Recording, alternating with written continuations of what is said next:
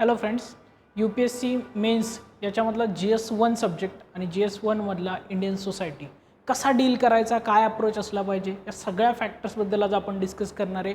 अगदी नोट्स मेकिंगपासून ते writing skill gain करण्यापर्यंत सर्व गोष्टी इथे होणार आहेत. अर्थातच तुमच्यापैकी काही जण हे फर्स्ट टाईम मेन्स अपियर असणार आहेत, काही जणांनी ऑलरेडी मेन्स दिलेली असेल, अगदी काही जणांनी इंटरव्ह्यू देऊन सुद्धा पुन्हा एकदा प्रिपेअर्ड करणार आहेत. ओके, सो इंडियन सोसायटी हा सगळ्यात इझी सब्जेक्ट असतो स्टार्ट करण्यासाठी, त्यामुळे most of the test series ह्या इंडियन सोसायटीने स्टार्ट होतात. तुमच्यापैकी खूप जणांना आत्तासुद्धा इंडियन सोसायटीचे तुम्ही जर क्वेश्चन्स पाहिले असतील PYQचे, तर तुम्हाला जाणवेल की प्रत्येक क्वेश्चनवर तुम्ही आत्ताही लिहू शकता. पण मग तुमच्या रायटिंगमध्ये आणि एका टॉपरच्या रायटिंगमध्ये काय फरक असतो किंवा काय फरक तुम्हाला गेन करायचा आहे, या काही दिवसांमध्ये काय कंटेंट ॲड करायचं आहे, नोट्स मेकिंग कसं करायचं आहे, या सगळ्याच फॅक्टरवर आज आपण डिस्कस करणार आहे. काही जणांना ह्या लेक्चरमधून खूप सारे इनपुट्स मिळू शकतात नवीन स्टुडंट्सला. काही जुन्या स्टुडंट्सला स्कोर गेन करण्यासाठी काय करावं लागेल हे पण कळेल, कारण मी स्वतः ही गोष्ट केली होती. पहिल्या मेन्सनंतर किंवा माझ्या आधीच्या मेन्स आणि दुसऱ्या मेन्सच्या मधला जो गॅप आहे त्याच्यामध्ये मी काही एक्सपेरिमेंट असे केले होते ज्याने माझे 75+ मार्क्स गेन झाले होते. सो ग्रोथ करण्यासाठी काय फॅक्टर्स करावे लागतात, कारण पहिल्यांदा कसं असतं, फर्स्ट मेन्स देताना तुम्हाला पेपर कंप्लिशन करणं किंवा क्वेश्चन्सला डील करणं हे सुद्धा खूप जास्त वाटतं. म्हणजे या गोष्टीसुद्धा आपण करू शकलो याच्यातच बऱ्याच जणांना समाधान येऊन जातं. त्यानंतर तुमची डिमांड किती हिट होते, तुमचा कंटेंट किती शार्प होतो आहे आणि तुमच्या कंटेंटमध्ये क्वालिटी इनरिचमेंट कसं दिसतं आहे, ह्या सगळ्या गोष्टींकडे आपण सेकंड मेन्स थर्ड मेन्सला वळतो. पण माझं असं म्हणणं आहे की तुमची पहिली मेन्स असो किंवा तुमची अगदी शेवटची मेन्स असो, तुमच्यासाठी ही मेन्स एक्सपेरिमेंट व्हायला नको. ठीक आहे, मी अगदी शून्यापासून प्रिपेअर करणारी मुलं अगदी मेन्सला डायरेक्ट गेल्यानंतर सुद्धा रँकमध्ये आलेली पाहिलेत किंवा इंटरव्ह्यू कॉल घेतलेले पाहिलेत, आणि फक्त एकच ॲप्रोच त्यांचा होता की पहिल्या दिवसापासून पूर्ण होल्ड करून ठेवायचा सब्जेक्ट. ठीक आहे, कुठेच लूज नाही पडायचं. पूर्ण जर्नी मोठी आहे, अराउंड 2.5 मंथची जर्नी आहे. अगदी आता रिझल्ट लागल्यानंतर तुम्हाला कळेलच. पण या कमी दिवसांमध्ये सुद्धा किंवा जर काही जणांना खूप जास्त दिवस वाटत असतील तरी त्यांच्यासाठी सुद्धा या जर्नीमध्ये खूप सारा गेन करता येतो. रायटिंग स्किल गेन करता येतं. ज्यांना झिरो रायटिंग येतं त्यांनासुद्धा, आणि ज्यांचं खूप चांगलं रायटिंग झालं आहे त्यांनासुद्धा क्रिटिकली बघायची गरज आहे. तुमच्यापैकी खूप जणांना किंवा मलासुद्धा असं झालं होतं माझ्या मेन्समध्ये की एका लेवलनंतर आपल्याला असं वाटतं की नवीन काही इम्प्रूव्हमेंटला एरिया नाही आहे. सो असं कधीच होत नाही. अगदी टॉपरची कॉपी जरी तुम्ही पाहिली तरी तुम्हाला जाणवेल की एरिया ऑफ इम्प्रूव्हमेंट ही सगळ्यांच्यासाठी असते. सो आपण त्याच अनुषंगाने आज बोलणार आहे की तुमच्या पेपरमध्ये काय करता येईल, मार्क्स कसे गेन करायचे, या सर्वच बाबतीत आपण बोलूया. ठीक आहे. सो इंडियन सोसायटी सगळ्यात क्रुशल सब्जेक्ट, कारण सोपा असला तरी मार्क गेन करायला तेवढंच हेल्प करू शकतो. आपण काय करतो, इंडियन सोसायटीसारख्या सब्जेक्टला नोट्सच बनवत नाही. म्हणजे माझं असं पर्सनली झालं होतं. माझा सोशोलॉजी हा ऑप्शनल होता, त्यामुळे मला असं वाटायचं की इंडियन सोसायटी काय वेगळं आहे किंवा इंडियन सोसायटीसाठी काय नोट्स मेकिंग करायचं आहे. म्हणजे पहिल्या दिवशी ज्यावेळेस मी मेन्सला फर्स्ट टाईम मेन्सला होतो त्यावेळेस मी रायटिंग करायला घेतला GS1 आणि मी तो सगळा पेपर कंप्लीट केला. फक्त प्रॉब्लेम एकच झाला होता, मी तो दिवसभर लिहित होतो. म्हणजे मोर दॅन 6-7 आवर्स मी तो बसून उठून किंवा मध्ये मध्ये ब्रेक घेऊन तो मी पेपर कंप्लीट केला. सो मला असं लक्षात आलं की कंटेंट आपल्याकडे असतो, पण तो कंटेंट त्या क्वेश्चनची एक्झॅक्ट डिमांड सॅटिस्फाईड करणार नसतो किंवा कंटेंटमध्ये एक शार्पनेस आलेला नसतो, टॉपर लाईक कंटेंट नसतो, पॉईंट्स असे शालो असतात किंवा खूप लेम पॉईंट आपण देऊन जातो, इनलिस्टिंग करतो गोष्टी, सबस्टॅन्शिएट करत नाही, एक्झाम्पल्स, केस स्टडीज, तुमच्या आर्ग्युमेंट्स इतक्या शार्प नसतात. मग मला वाटतं याच्यावर काम करणं पण खूप गरजेचं आहे या सगळ्या पिरियडमध्ये. आणि ते कधी होतं, ज्यावेळेस तुमच्याकडे एक exam ready notes material ready असतं. आणि हे कसं रेडी करायचं किंवा याच्यासाठी काय करायचं, सायमल्टेनियसली रायटिंग कसं करायचं, हे याच्याकडे जाण्याआधी आपण या सब्जेक्टचं पोटेन्शियल पण पाहून घेऊया. सो इंडियन सोसायटीचे तुम्ही जर बघाल लास्ट काही इयर्समध्ये, मी खास करून 24-25चा डाटा जास्त कन्सिडर करेल, कारण ट्रेंड इथून पुढे परत परत चेंज होत राहतील. सो अराउंड 3 to 4 क्वेश्चन्स हे 10 मार्करला असतात आणि 3 to 4 क्वेश्चन्स हे 15 मार्कर्सला असतात. सो ऑन ॲन ॲव्हरेज हे 100 मार्क्स आणि 75 मार्क्स याच्यामध्ये याचं ॲव्हरेज चेंज होत राहतं. सो याच्यापैकी मी तुम्हाला लिहून देऊ शकतो की 100 आउट ऑफ तुम्ही 50 किंवा 60 मार्क्स गेन करू शकता इंडियन सोसायटी, जर तेवढा स्ट्रॉंग तुम्ही केला असेल तर. आता तुम्ही जर टॉपर्सचं ॲव्हरेज बघाल काही इयर्समधलं, या लास्ट काही इयर्समधलं, तर तुम्हाला जाणवेल अराउंड 90 ते 110 हा जो स्कोर आहे याच्यामध्ये खूप सारे टॉपर्स किंवा खूप सारे सिलेक्टेड कॅन्डिडेट तुम्हाला दिसतात GS1च्या बाबतीत. पूर्वी GS1ला पोटेन्शियल होता, अगदी 120+ जात होता, पण या काही दिवसांमध्ये 115+ जाणं सुद्धा खूप अचिव्हमेंट म्हणून पाहिलं जाऊ शकतं. आता हे असं का होतंय? कारण इंडियन सोसायटी मार्क्स देतोय, 50 मार्क्स देतोय किंवा 45 मार्क्स देतोय, पण जे GS1 मधले बाकीचे सब्जेक्ट आहेत, मग ते वर्ल्ड हिस्ट्री असेल, मॉडर्न हिस्ट्री असेल, एन्शंट असेल, आर्ट अँड कल्चर असेल किंवा मॉडर्न हिस्ट्री असेल, ह्या सगळ्या सब्जेक्ट, जॉग्राफी असेल, या सगळ्या सब्जेक्टमधून तेवढा मार्क गेन घेता येत नाही आपल्याला. सो आपले पहिले जे बिल्डिंग ब्लॉक्स आहेत किंवा पहिले जे आपण म्हणूया की आपली जी फळी आहे एक्झामची ती इंडियन सोसायटी डिसाईड करणार आहे. सो इंडियन सोसायटी पहिलं स्ट्रॉंग करून घ्या, म्हणजे तुम्हाला एक मिनिमम मार्क्सचा गेन तरी होऊन जाईल. बाकीचे मार्क्स तुम्हाला डे बाय डे जसे तुम्ही सब्जेक्ट्सला एक एक अप्रोच कराल तसे तुम्ही गेन करू शकता. ठीक आहे.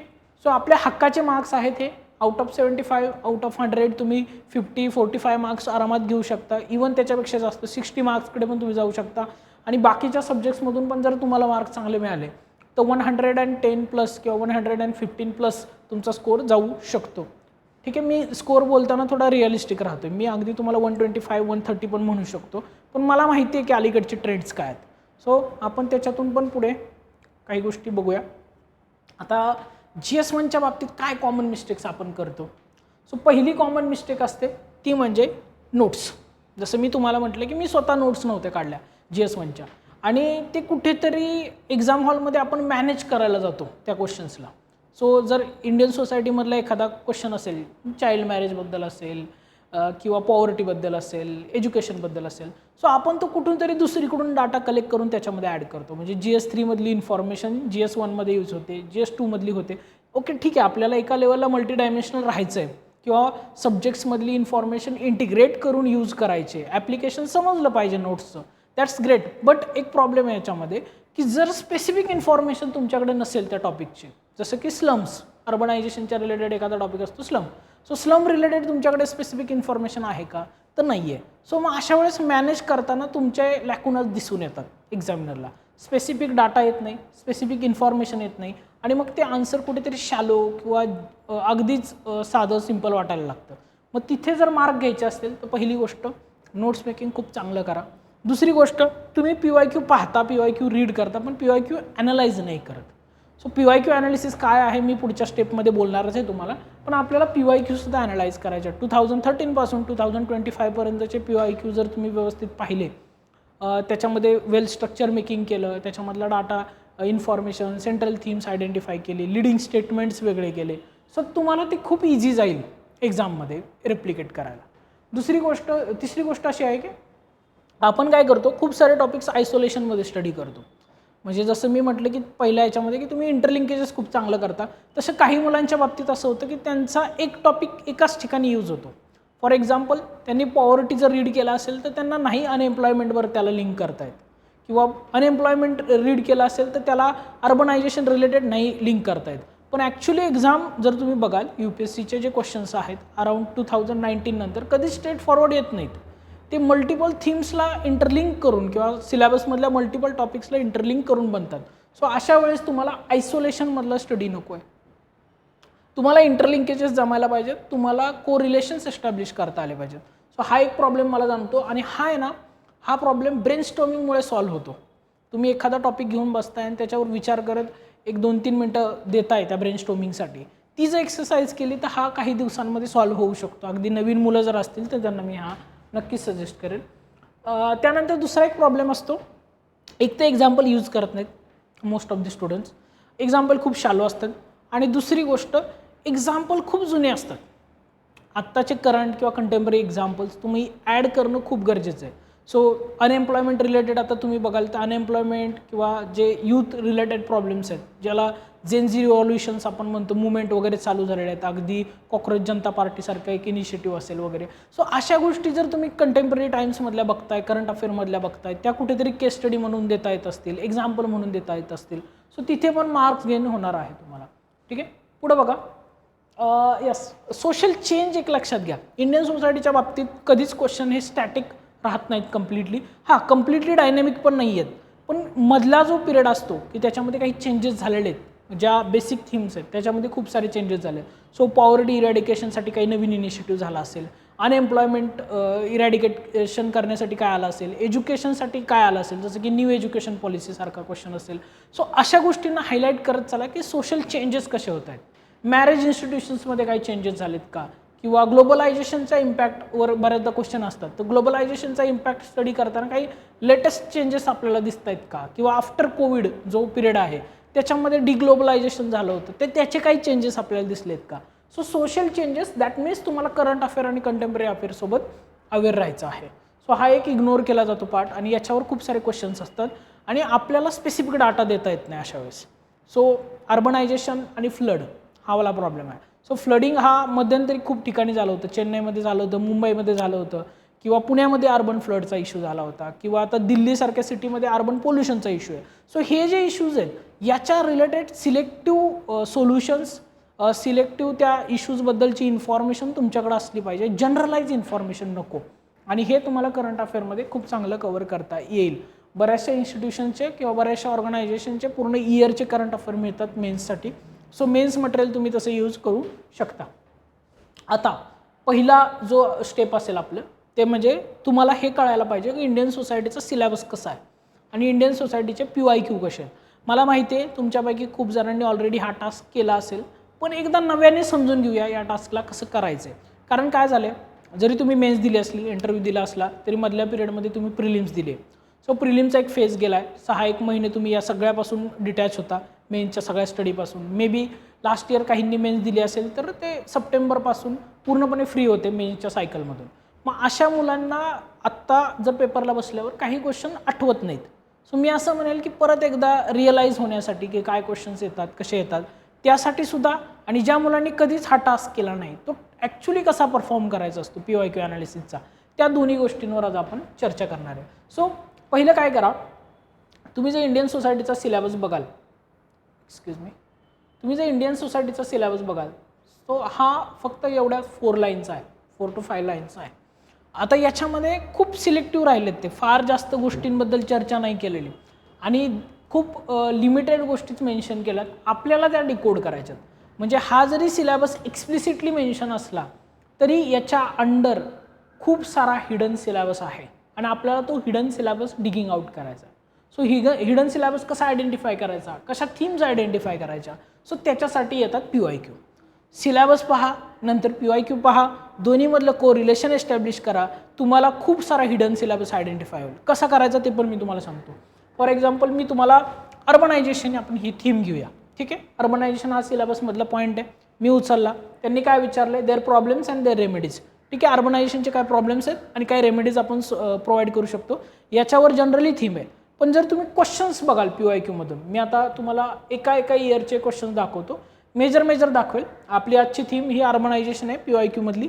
आता तिला डिकोड कसं करायचं हे तुम्हाला सगळ्या सिलेबसला करायचं आहे, मी फक्त अर्बनायझेशनच्या टॉपिकसाठी सांगतो.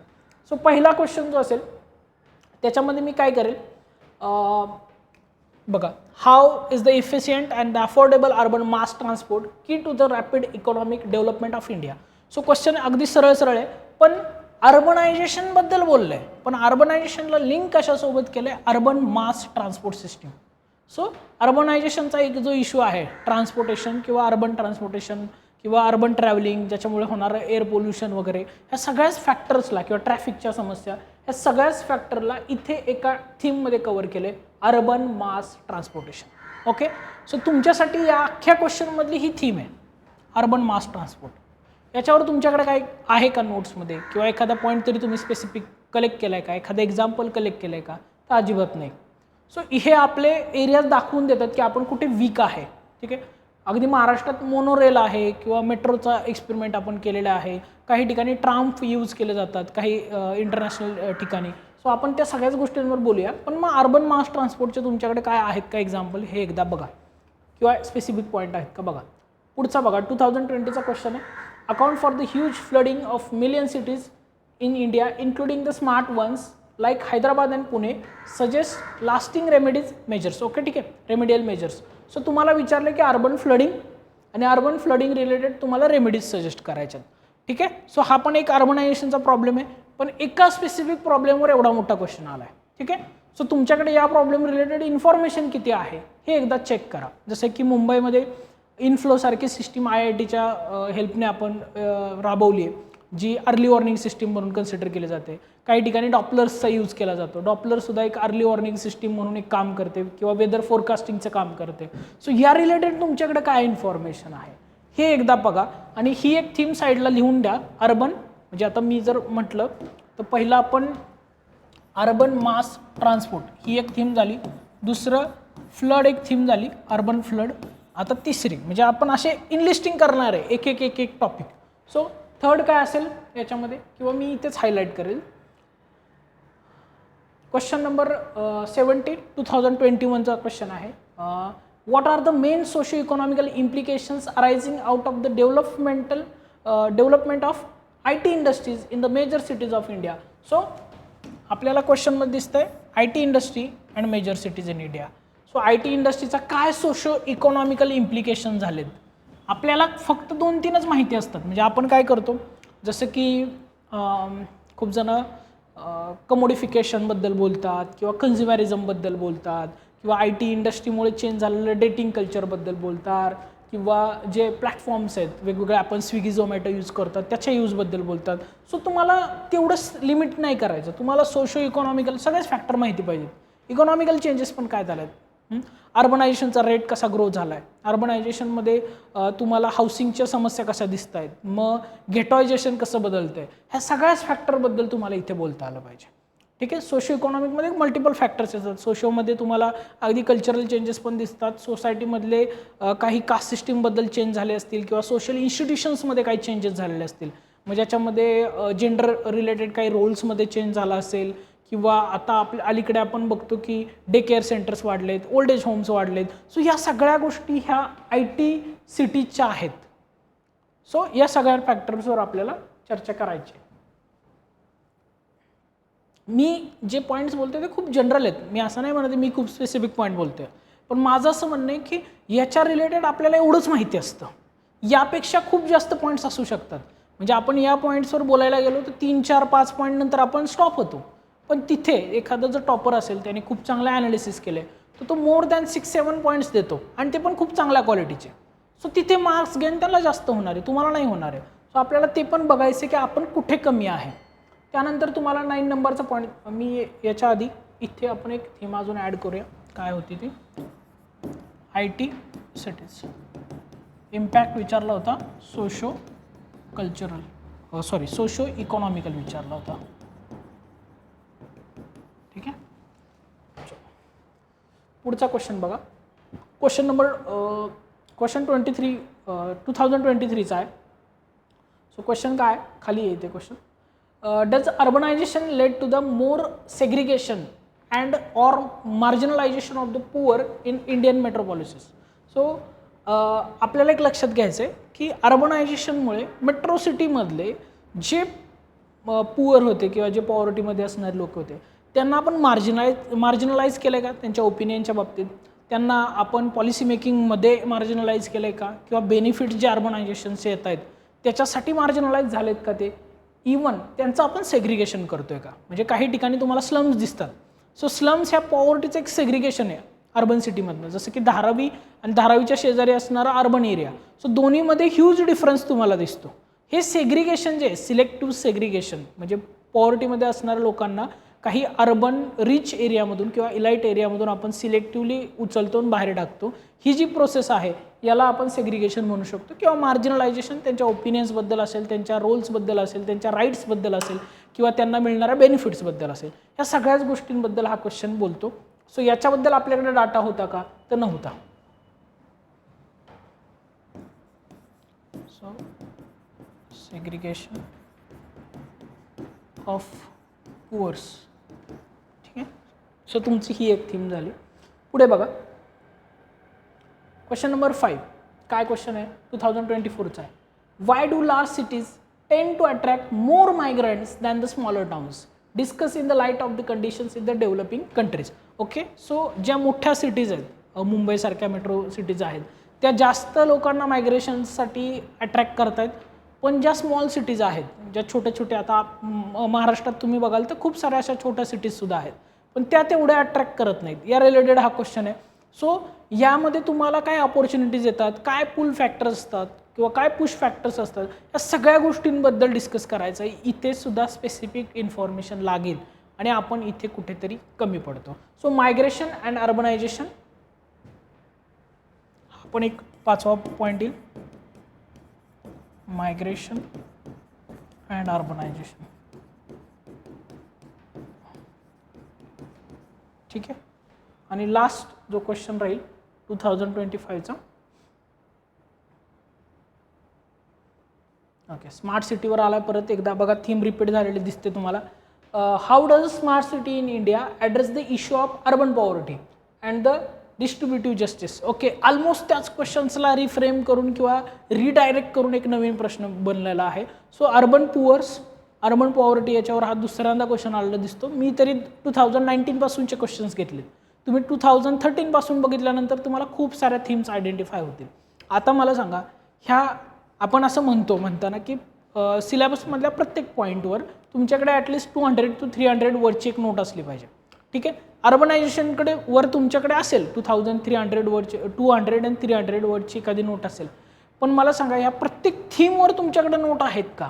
या ज्या थीम्स आपण आयडेंटिफाय केल्या, या प्रत्येक आयडेंटिफाय केलेल्या थीमवर तुमच्याकडे नोट्स नसतात आणि मग इथेच इश्यू होतो नवीन क्वेश्चनला डील करण्यासाठी. ओके. सो आपल्याला खूप चांगल्या पद्धतीने जर नोट्स मेकिंग करायचं असेल तर पहिलं PYQ मधून थीम्स फाइंड आउट करून घ्या की नक्की क्वेश्चन्स काय विचारले जातात. सो ही झाली स्टेज 1 आपल्या याच्यामधली. आता दुसरी स्टेज येते नोट्स मेकिंग. ठीक आहे. मी खूप लिबरल आहे याच्या बाबतीत. तुम्हाला कशा नोट्स काढायच्या, तुम्हाला काय करायचं आहे हे तुमच्या हातात भरपूर आहे. ठीक आहे. तुम्ही काय करा, तुम्हाला ज्या इन्स्टिट्यूशनची नोट्स आवडतील ती यूज करा.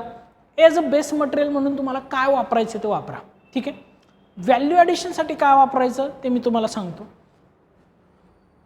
ठीक आहे. आता नोट्स मेकिंगचे 2 वे असतात. डायरेक्ट कोचिंग मटेरियल उचलायचं, म्हणजे नवीन स्टुडंट काय चूक करतात मी तुम्हाला सांगतो. म्हणजे आता मी सुद्धा ही चूक केली होती ज्यावेळेस मी मेन्सला होतो. मी काय केलं, ठीक आहे, मला हा टॉपिकच नवीन आहे, मला काहीच माहीत नाही आहे, माझ्याकडे नोट्स नाही आहेत. सो मी XYZ इन्स्टिट्यूशनचे एक नोट्स घेऊन आलो मार्केटमधून आणि डायरेक्ट रिडिंगला चालू केले. त्यांनी जे इनलिस्ट केलं, जेवढं सांगितलं तेच माझ्यासाठी करेक्ट होतं. मी ना चेक केलं की PYQ मधले किती थीम्स त्याच्यामधून कवर होत आहेत किंवा PYQ मधले किती पॉईंट्स कवर होत आहेत किंवा फ्युचरमधले काही पॉईंट्स असतील किंवा कंटेम्पररी काही पॉईंट्स असतील, याच्यावरती नोट्स कसा प्रकाश टाकते, ह्या सगळ्या गोष्टींना मी इग्नोर केलं. कारण माझ्यासाठी बेसिक कंटेंटच मेन होता जो माझ्याकडे नव्हता. ठीक आहे. सो हा एक वे असू शकतो कोचिंग मटेरियल यूज करायचा. पण मी तुम्हाला सांगतो हा हाफ हार्टेडली केलेला वे आहे. ठीक आहे. याने काय होईल, तुम्हाला थोडंसं समाधान होईल की तुम्हाला त्या टॉपिकबद्दल माहिती आहे. पण मी असं म्हणेल की त्या टॉपिकची डेप्थ याच्यातून येत नाही. एवढ्या गोष्टीतून तुम्हाला काही बाकीच्या गोष्टी कराव्या लागतात आणि त्या गोष्टी कशा कळतात ते म्हणजे ट्रेंड्स आयडेंटिफिकेशन. तुम्हाला कळलं पाहिजे की यावर्षीचा ट्रेंड काय होता रायटिंगचा किंवा यावर्षी मुलांना ज्यांना चांगले मार्क मिळालेत त्यांनी असं काय वेगळं मेन्शन केलं आहे GS1मध्ये. सो GS1चं जर नोट्स मेकिंगचं टेम्पलेट मला बनवायचं असेल तर मला हे माहिती पाहिजे की आन्सर्समध्ये काय काय यूज होतं आणि ते तयार होतं तुमच्या टॉपर कॉपीज ॲनालिसिसमधून. ठीक आहे. सो तुम्हाला करायचं काय, सिम्पल टास्क आहे. आता इथून पुढे एक दुसरा टास्क चालू होतो. तुम्ही काय करा, टॉपर कॉपीज उचला 2025चे जेवढे काही टॉपर्स आहेत GS1मधले. मी असं म्हणेल ॲटलिस्ट 3 to 4 टॉपर्स तरी तुमच्याकडे असायला पाहिजे. आता 3 to 4 टॉपर्सच्या आन्सर कॉपीज तुम्ही कुठल्या पण वेबसाईटवरून घ्या, त्यांच्या सॉल्ड कॉपीज. ठीक आहे. ह्या सॉल्ड कॉपीज ज्या आहेत त्यांचे डेट्स बघा बरं का. बऱ्याचदा काय असतं माहिती आहे का, एखादा टॉपर 2025ला सिलेक्ट झालेला असतो पण त्यांनी एखादी टेस्ट सिरीज 2024च्या एखाद्या XYZ इन्स्टिट्यूशनमध्ये दिलेली असते आणि बऱ्याचदा ती इन्स्टिट्यूशन त्याची ही कॉपी अपलोड करते. आपल्याला त्याची स्पेसिफिक 2025च्या मेन्ससाठी लिहिलेली कॉपी हवी. ठीक आहे. सो डेट्स चेक करत चला. त्या ज्या तुम्ही आन्सर शीट कलेक्ट कराल किंवा जे टॉपर्सने अवेलेबल करून दिले तुम्हाला त्याच्या डेट्स बघा आणि मग डिसाईड करा. कारण मग कधी कधी काय होतं, आधीच्या वर्षी खूप खराब लिखाण असतं त्या टॉपरचं आणि आपण त्याच्यावरूनच जज करून बसतो की टॉपर होणं सोपं आहे किंवा रायटिंग सोपं आहे. तर माझं असं म्हणणं आहे की ज्या इयरमध्ये त्यांनी मेन्स दिली आणि मेन्सचा पिरियड पण बघा. जनरली तुमचं पण असं होईल बघा, जूनमधले आन्सर्स हे खूप शालो असतील तुमचे आणि ज्यावेळेस तुम्ही ऑगस्टला आन्सर लिहायला जाल त्यावेळेस तुम्ही खूप चांगल्या क्वालिटीचे आन्सर्स लिहिता. सो मी म्हणेल की जूनमधल्या शक्यतो कॉपी बघू नका, जुलै ऑगस्टमधल्या कॉपीज बघा त्यांच्या. ठीक आहे. सो तो जुलै ऑगस्टमध्ये एवढा काय फार चेंज होत नाही, पण जूनमध्ये जरा थोडंसं जास्तच रफ असतं तुमचं. पहिल्या महिन्यातल्या आन्सर कॉपी नसाव्या, दुसऱ्या एक महिन्यातल्या असाव्या. आता तुम्ही ज्यावेळेस 3 कॉपीज कलेक्ट करता किंवा 4 कॉपीज कलेक्ट करता, आपण अराउंड काय बोललो होतो, 6 to 8 क्वेश्चन्स असतात इंडियन सोसायटीचे, बरोबर. सो तुम्हाला अराउंड 32 किंवा 24 क्वेश्चन्स मिळतील ह्या 4 कॉपीजमधून किंवा 3 कॉपीजमधून. ठीक आहे. सो आपल्याला ह्या 3 कॉपीजमधून काय ॲनालाइज करायचं आहे की कशा प्रकारे त्यांनी आन्सर रायटिंग केलेलं आहे GS1चं. सो टॉपर कॉपीजमधून काय कसं करायचं ते पण मी तुम्हाला सांगतो. टॉपर कॉपीजच्या ॲनालिसिसचे पण स्टेजेस आहेत. म्हणजे तुम्हाला असं वाटतं की टॉपर कॉपी ॲनालाइज करायची म्हणजे जस्ट फक्त रीड करायचं मटेरियल, असं होत नाही. टॉपर कॉपीजचं रीडिंग तर मी तुम्हाला सांगतो अगदी अर्धा तासात एखादी कॉपी रीड होऊन जाईल पूर्ण, एक रीड करायची असेल तर. पण ॲनालाइज करायचं असेल तर मी म्हणतो मोर दॅन 1 डे पण लागू शकतो एका कॉपीसाठी. कारण ॲनालिसिसच्या मी स्टेजेस तशा मानतो की खूप साऱ्या स्टेजेस आहेत. जसं की पहिल्या स्टेजमध्ये तुम्ही काय करता, फक्त रीड करता नॉर्मल त्याचे जे आन्सर्स आहेत. समजा इंडियन सोसायटीचे 8 क्वेश्चन्स आहेत, 8 क्वेश्चनचे आन्सर तुम्ही काय करता, फक्त रीड करत चालता. रीड करल्याने तुम्हाला काहीच मिळणार नाही, फक्त कळेल की कशा पद्धतीने आन्सर रायटिंग केलं जातं. सो याच्यातून तुम्हाला काही गोष्टी समजतील. पहिलं काय समजेल तुम्हाला, स्ट्रक्चर ॲनालिसिस. तुम्हाला कळेल की आन्सरचं स्ट्रक्चर कसं असतं. म्हणजे एक इंट्रोडक्शन आहे, म्हणजे जे अगदीच नवीन आहेत त्यांच्या हिशोबाने पण सांगतो. एक इंट्रोडक्शन आहे, एक हेडिंग बॉडी आहे, कन्क्लुजनच्या काही स्टाईल्स आहेत. सो तुम्हाला याच्यातून आयडेंटिफाय करायचं की व्हॉट टाईप ऑफ कन्क्लुजन किंवा व्हॉट टाईप ऑफ इंट्रोडक्शन तुम्हाला सूट करतं. ठीक आहे.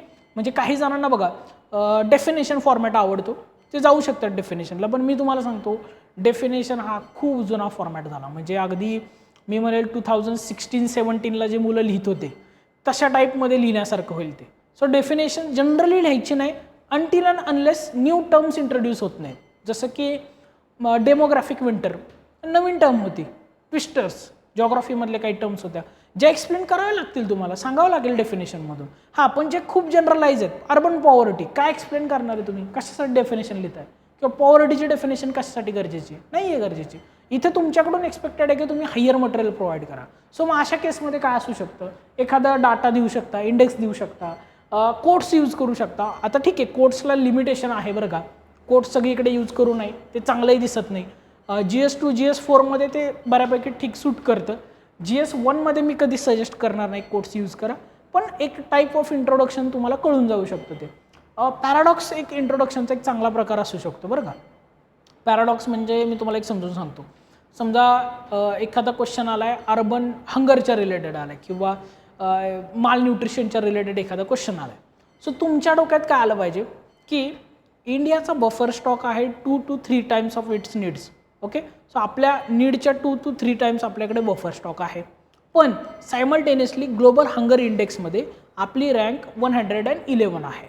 सो हा पॅराडॉक्स आहे. हा तुमच्या इंट्रोडक्शनमध्ये ज्यावेळेस दिसतो की तुम्ही दोन्ही गोष्टी मेन्शन करता की इंडियाकडे स्टॉक आहे 2 to 3 times buffer stock, but still इंडियाची रँक 111 आहे.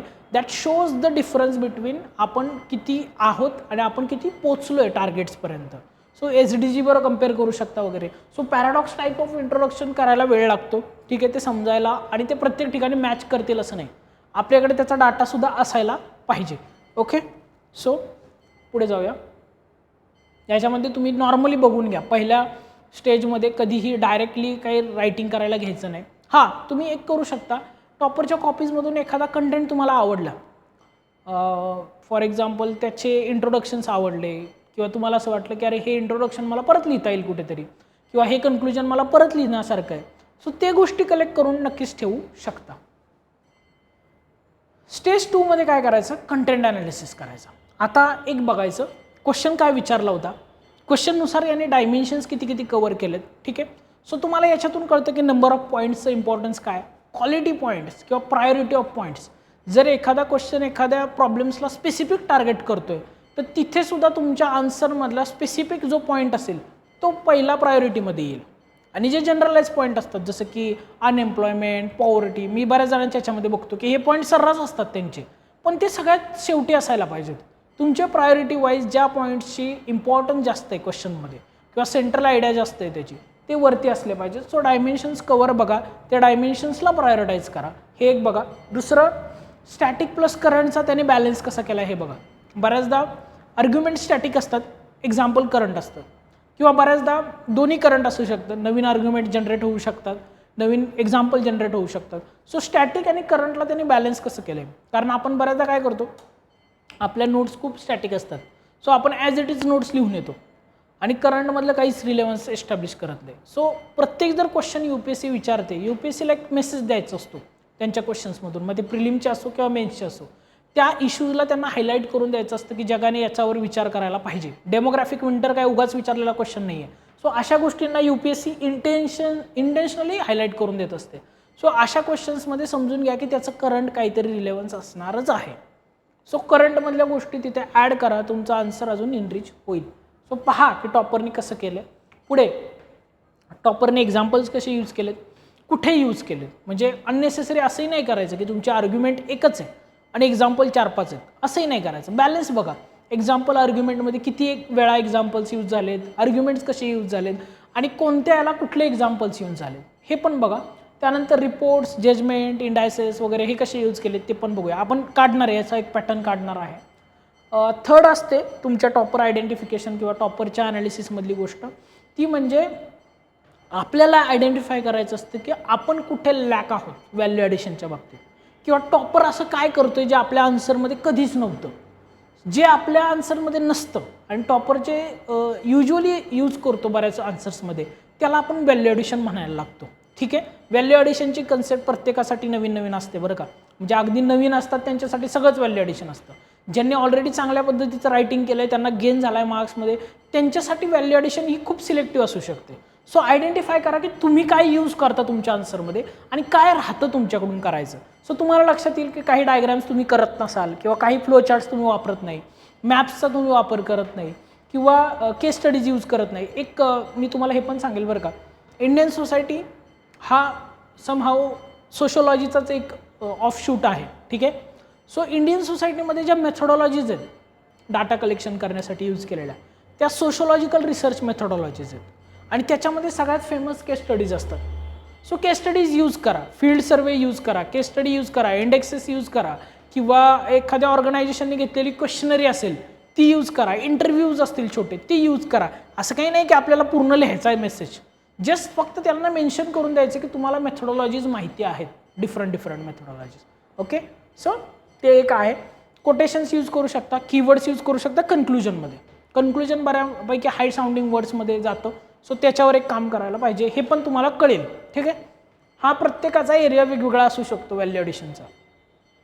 लास्ट तुमची जी स्टेज आहे त्याच्यामध्ये रेप्लिकेशन एक्सरसाइज मी त्याला म्हणतो, की तुमचं आन्सर हे टॉपर सारखंच व्हायला लागतं आणि ही एक्सरसाइज करायला खूप वेळ लागतो. ठीक आहे, याला सुरुवातीला तुम्ही असं करू शकता, ज्यांनी अगदीच आन्सर रायटिंग नाही केलं ना, 0 आन्सर रायटिंग आहे, त्यांच्यासाठी तर माझं सजेशन काय राहील, तुम्ही काय करा, तुम्ही डायरेक्टली टॉपरचा आन्सर पहिलं रीड करा, चांगलं रीड करून घ्या, त्याच्यामध्ये काय काय आलं आहे ते बघा, त्यानंतर तुमच्या नोट्स पण रीड करून घ्या त्या टॉपिकच्या आणि मग डायरेक्ट ॲज इट इज टॉपरसारखं लिहायचा प्रयत्न करा, जसंच्या तसं. ठीक आहे, सो याने काय होतं माहिती आहे का, एक व्हिज्युअल मॅच करायला जातो आपण टॉपरच्या गोष्टींना किंवा स्टँडर्ड्स आपण टॉपरनुसार मॅच करतो. सो टॉपरच्या कॉपीज का कम्पेअर करायच्या, कारण आपल्याला टॉपर्स लाईक बनायचं आहे म्हणून कम्पेअर करायचं असतं. सो इथे आपण रेप्लिकेशन एक्सरसाइज करत असतो. आता याचा हायर व्हर्जन पण आहे, मी आता बोलतो पुढे गेल्यानंतर. ओके, सो तुम्हाला टॉपरच्या कॉपीजमधून काही गोष्टी हायलाईट होतील की टॉपरच्या नोट्स कशा असू शकतात त्या टॉपिकच्या, म्हणून मी त्याला म्हणतो the anatomy of toppers answers. So anatomy of toppers आन्सर्समधून तुम्हाला हे कळतं की काय आपल्या नोट्समध्ये असायला पाहिजे की ज्याच्यामुळे या नोट्स GS1च्या इंडियन सोसायटीच्या वेगळ्या ठरतील बाकी सब्जेक्टपेक्षा. ठीक आहे, या नोट्स इथिक्सच्या नाही आहेत की मी त्याच्यात कोड्स ॲड करायला पाहिजेत, या नोट्स अशा नाही आहेत की मी त्या GS2 सारख्या आहेत की ज्याच्यामध्ये मी फक्त जजमेंट्सच ॲड केले पाहिजेत किंवा आर्टिकल्सच यूज केले पाहिजे. सो या GS1च्या एक स्पेसिफिक नोट्स आहेत. सो या नोट्सला त्याचा एक वेगळा दर्जा असला पाहिजे, त्याचे वेगवेगळे कंपोनंट्स असले पाहिजेत. म्हणजे बिल्डिंग ब्लॉक्स ऑफ GS1च्या इंडियन सोसायटीचे बघितले तर ते काय असतील त्याची एक लिस्ट मी तुम्हाला सांगतो, ही तुम्ही सुद्धा काढू शकता लिस्ट. टॉपर कॉपीज ॲनालाइज करून आहे ना, तुम्हाला सुद्धा ही लिस्ट मिळणार आहे. फक्त मी तुम्हाला ही आयती अवेलेबल करून दिली, ही तुम्ही पण करू शकता. काय आहे, ओके, कुठे कुठे टॉपर कॉपीज गव्हर्नमेंट डाटा किंवा गव्हर्नमेंट एजन्सीचा डाटा यूज करतात. फॉर एक्झाम्पल अर्बनायझेशनच्याच बाबतीत बघा, इंडियन सेन्सस, गव्हर्नमेंट जो सेन्सस रिलीज करतो तो यूज करतात. बरेच जण NCRBचा डाटा यूज करतात. ठीक आहे, सो असे जे डाटाज आहेत ते गव्हर्नमेंट एजन्सीज पब्लिश करते किंवा मिनिस्ट्री पण बऱ्याचदा डाटा देत असते. अर्बन अफेअर मिनिस्ट्री आहे किंवा होम मिनिस्ट्री बऱ्याचदा डाटा रिलीज करत असते. सो असा डाटासुद्धा आपण काय म्हणतो, गव्हर्नमेंट एजन्सी डाटा. सो हा सगळ्यात इम्पॉर्टंट असतो, हा ऑफिशियल डाटा असतो. सो याच्यामुळे ते इम्प्रेशन चांगलं बनून जातं. दुसरा असतो डाटा फ्रॉम इंटरनॅशनल एजन्सीज. जर तुम्हाला अर्बनायझेशन इन इंडिया कम्पेअर करायचं ग्लोबल लेवलला किंवा ग्लोबल एजंट्सची किंवा ग्लोबल स्टेक होल्डर्सची किंवा ग्लोबल कंट्रीजची, सो तुमच्याकडे हा डाटा असला पाहिजे की इंटरनॅशनल एजन्सीजने काय सांगितलं इंडियाच्या बाबतीत, अदर कंट्रीजच्या बाबतीत, इंडियाच्या रँक बाबतीत, टॉप रँकरच्या बाबतीत. सो हे कम्पॅरिझन स्किलला खूप बरं राहतं, जिथे तुम्हाला दाखवायचं की इंडियाची सिच्युएशन ही वर्स्ट आहे किंवा इंडिया परफॉर्म करतोय, इंडियाने ग्रोथ केली आहे, प्रिव्हियस रँकपेक्षा इंडियाची रँक सुधारली, हे जिथे तुम्हाला दाखवायचं आहे तिथे इंटरनॅशनल एजन्सीजचा डाटा यूज करा. हा पण एक इफेक्टिव्ह राहतो.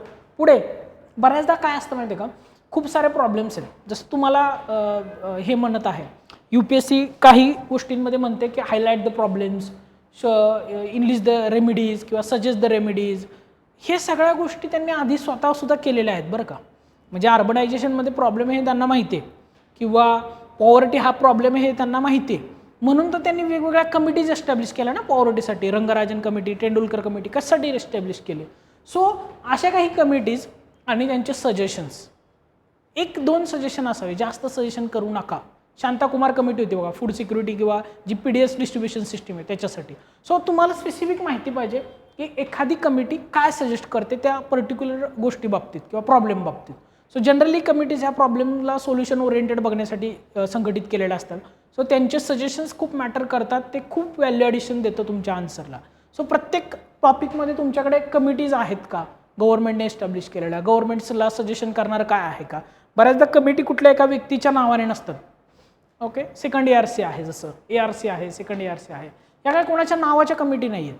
सो ह्या ओव्हरऑल सजेस्ट करणारे जो कमिटीज आहेत, तो अशा कमिटीत तुम्ही घ्या. शांताकुमार कमिटी आहे, बऱ्याच कमिटीज आहेत की खूप साऱ्या हे करणाऱ्या. त्यानंतर काही टॉपिक्सवर तुम्हाला डेफिनेशन लागू शकते. करंट अफेअरमध्ये समजा तुम्ही एखादी नवीन कन्सेप्ट लर्न केली, अर्बनायझेशनच्या बाबतीत असेल किंवा इन जनरल दुसऱ्या कुठल्या तरी GS1 मधल्या इंडियन सोसायटीच्या टॉपिकबाबत असेल, तर त्याची एक डेफिनेशन ठेवा. कधी कधी यूज होते एक्सप्लिसिटली जर ते म्हटले की डिफाईन अँड डिस्कस. सो अशा वेळेस तुम्हाला माहिती पाहिजे की डेफिनेशन तरी काय आहे त्या टॉपिकची. ठीक आहे, ॲज इट इज आपल्याकडे इथं GSमध्ये एवढं पाठ करणं मॅटर नाही करत किंवा एक्झॅक्ट लिहिणं मॅटर नाही करत, पण स्टील तुमच्याकडे एक डेफिनेशन असायला पाहिजे. दुसरी गोष्ट, ज्या टॉपिकवर तुम्ही नोट बनवताय त्या टॉपिकच्या नोट जनरली अशाच असतात अर्बनायझेशनच्या रिलेटेड. प्रॉब्लेम्स काय आहेत, इश्यूज काय आहेत किंवा सोल्युशन काय असले पाहिजे, वे फॉरवर्ड काय असले पाहिजे, मेजर्स काय असले पाहिजे, या 2 ते 3 पार्टमध्येच ते संपून जातं. इश्यूज, प्रॉब्लेम्स, सोल्युशन्स किंवा मेजर्स असे एक कलेक्ट करून ठेवा, प्रत्येक नोट्समध्ये तुमच्या असलं पाहिजे. ठीक आहे, पुढे येतं केस स्टडी. आता एक लक्षात ठेवा, केस स्टडीने एक्झाम्पलमध्ये एक थोडीशी मायनर लाईन जाते, ती म्हणजे इलॅबरेशनची. तुम्ही ज्यावेळेस example to detail newspaper like article like elaborate करता त्यावेळेस ते केस स्टडीमध्ये कन्वर्ट होतं. So case study in examples याच्यामधला डिफरन्स तुम्हाला माहिती पाहिजे. बऱ्याचदा मुलं केस स्टडी म्हणून बॉक्सेस काढतात पेपरमध्ये आणि ते एक्झाम्पलच लिहितात ॲक्च्युली तिथं.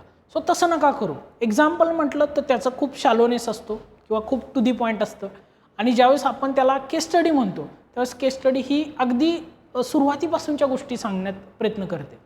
आणि केस स्टडी ही जनरली तिने काहीतरी इम्पॅक्ट केलेला असतो सोसायटीवर किंवा त्या केस स्टडीला बघून लोक इन्स्पायर झालेले असतात किंवा त्याच्यावर काम करत असतात. सो डॉक्युमेंटरी टाईप असते, जसं की अमूलची case study, Amul as a cooperative case study. So आपण खूप डिटेलमध्ये सांगतो कधी चालू झालं, मग गुजरात ग्रोवर असोसिएशन्सने काय केलं, मग कसे रुरल डेव्हलपमेंटला त्याची हेल्प झाली. सो केस स्टडीचा कधी पण यूज जो असतो तो खूप डायव्हर्स असतो, खूप मल्टिपल डायमेन्शनली ती इम्पॅक्ट करत असते. सो त्या सेन्समध्ये तुमच्याकडे काही केस स्टडीज आहेत का त्या टॉपिकवर. अर्बनायझेशनच्या रिलेटेड समजा इंडियातल्या कुठल्या तरी एखाद्या सिटीने काही एखादा प्रोग्राम राबवला आहे आणि तो खूप सक्सेसफुल झाला आहे, तर या रिलेटेड तुमच्याकडे काही केस स्टडी आहे का हे बघा आणि मग त्याच्यावर आपण काम करू शकतो. ओके, पुढचं आहे इंटरनॅशनल कन्व्हेन्शन्स. बऱ्याचदा काय असतं, काही प्रॉब्लेम्स किंवा काही इश्यूजसाठी आपण इंटरनॅशनल कन्व्हेन्शनसुद्धा करतो. फॉर एक्झाम्पल चाइल्ड लेबर, त्यासाठी आपलं इंटरनॅशनल कन्व्हेन्शन आहे. बॉन्डेज लेबर, त्याच्यासाठी इंटरनॅशनल कन्व्हेन्शन्स आपण साईन केलेत. किंवा बऱ्याचदा पॉवर्टीसाठी आपण इंटरनॅशनल प्लेजेससुद्धा घेतो, जसं की SDG आहेत. हंगरसाठी आपण काही कमिटमेंट्स केलेले आहेत इंटरनॅशनल लेवल्सला. सो SDG कमिटमेंट्समध्ये पण खूप सारे इंडियन सोसायटीमधले इश्यूज आपले कन्व्हेन्शन्समध्ये ॲड होतात. सो इंटरनॅशनल कन्व्हेन्शन्स माहिती पाहिजेत जर असतील तर. पुढे बघा, इंटरनॅशनल ॲक्टसुद्धा असतात. बऱ्याचदा काही ऑर्गनायझेशन्स ॲक्ट बनवते आणि ते सगळ्यांना फॉलो करावं लागतात. जसं की काही सी रूट्सबाबतचे ॲक्ट्स आहेत किंवा ग्लोबल सी यूजसाठीचे आहेत किंवा ज्याला अर्बन मी विसरलो होतं पण वेस्ट मॅनेजमेंटसाठी ग्लोबल सीजमध्ये काही लॉज बनवलेत. त्या लॉजला तुम्ही कोट करू शकता की काय ॲक्ट आहे, त्या ॲक्टनुसार काय पनिशमेंट्स आहेत कंट्रीजला वगैरे. सो ते पण तुम्ही ॲड करू शकता. पुढे येतं बघा, तुम्ही IPCs किंवा BNS मधले काही ॲक्ट मेन्शन करू शकता बरं का. म्हणजे खास करून काहींना काही पनिशमेंट आहे ही माहिती पाहिजे तुम्हाला. यूज खूप छान करता येतं ते.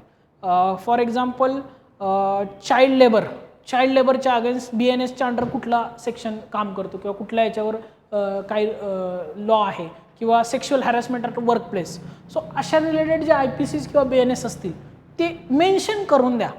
मेन्शन केल्याने तुमचं नॉलेज कळतं की याच्याकडे खूप सारं नॉलेज आहे. पुढे बघा, एक्झाम्पल्स तर मी बोललोच. आर्टिकल्स, येस, आपल्याला कॉन्स्टिट्यूशनमधले बरेचसे आर्टिकल कोट करायचे.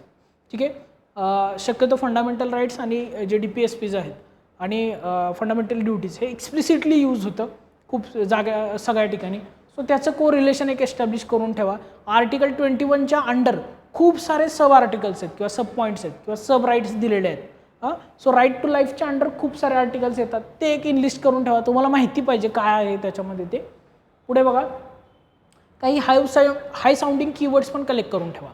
जसं की आपण इन जनरल म्हणतो, अगदी खूप सोपं आहे म्हणून सांगतो, सबका साथ, सबका विकास, सबका विश्वास. हे सगळं जर ज्यावेळेस तुमच्या कन्क्लुजनमध्ये येतं, सो कन्क्लुजनला एक वेटिंग होऊन जातं चांगलं. ओके. सो अमृतकाल वगैरे असे खूप सारे आहेत बरं का हाय साऊंडिंग वर्ड, विश्वगुरू वगैरे, ते ॲड करून द्या.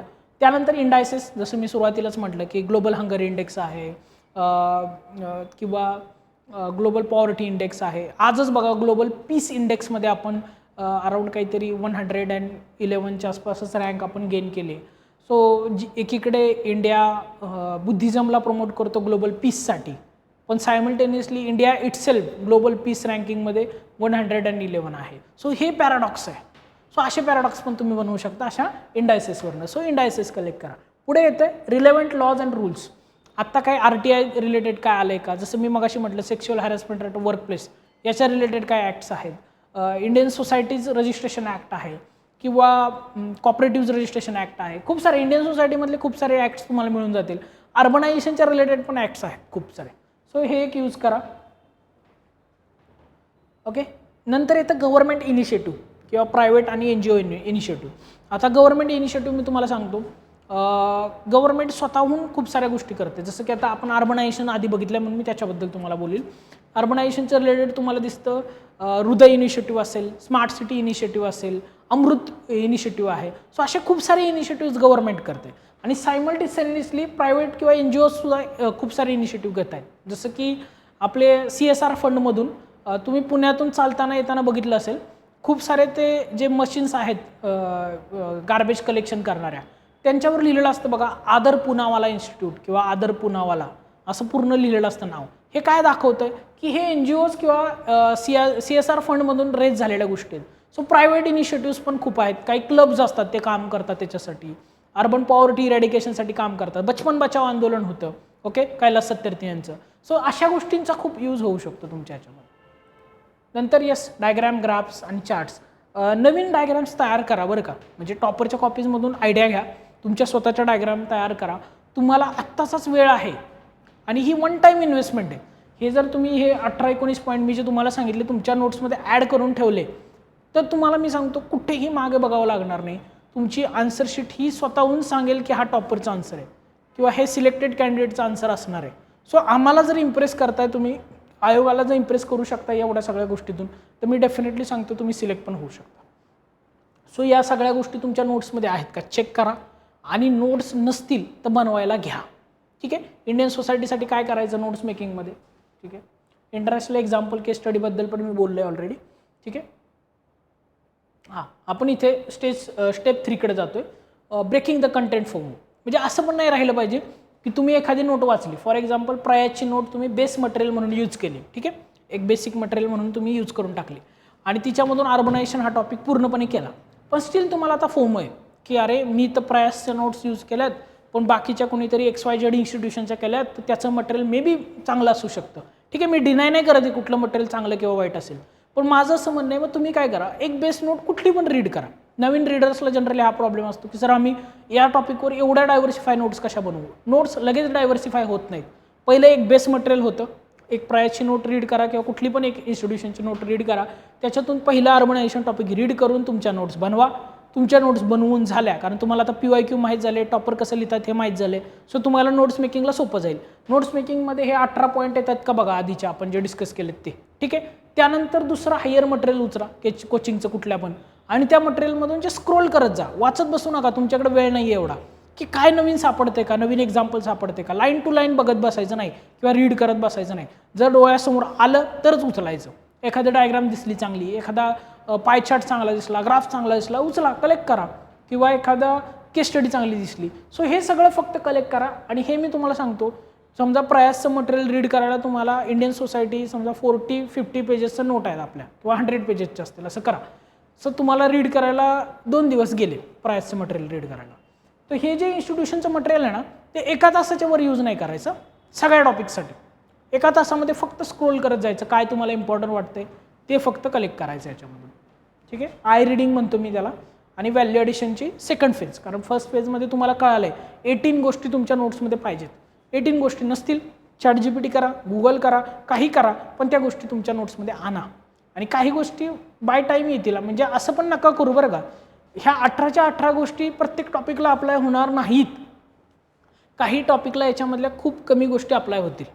ठीक आहे, तिथे तसंच असणार आहे हे पण ॲक्सेप्ट करा. म्हणजे अगदी असं नाही आहे की 18 गोष्टी नसतील तुमच्याकडे त्यावरती मेन्शन केल्या तर तुमचा आन्सर आहे खराब आन्सर आहे, असं नाही आहे. कधी कधी त्या टॉपिकवर तशा गोष्टी नसतात, इंडेक्सेस प्रत्येक गोष्टीवर नसतात, किंवा प्रत्येक गोष्टीवर कमिटी एस्टॅब्लिश झालेली नसते, प्रत्येक गोष्टीवर कॉन्स्टिट्यूशनचं आर्टिकल नसतं, ॲक्ट नसतो, लॉज नसतात, इंटरनॅशनल रेग्युलेशन नसतात. सो जिथे आहेत तिथे तर तुमच्याकडे असायलाच पाहिजे, जिथे नसतील तिथे नाही लिहिलं तरी चालू शकतं.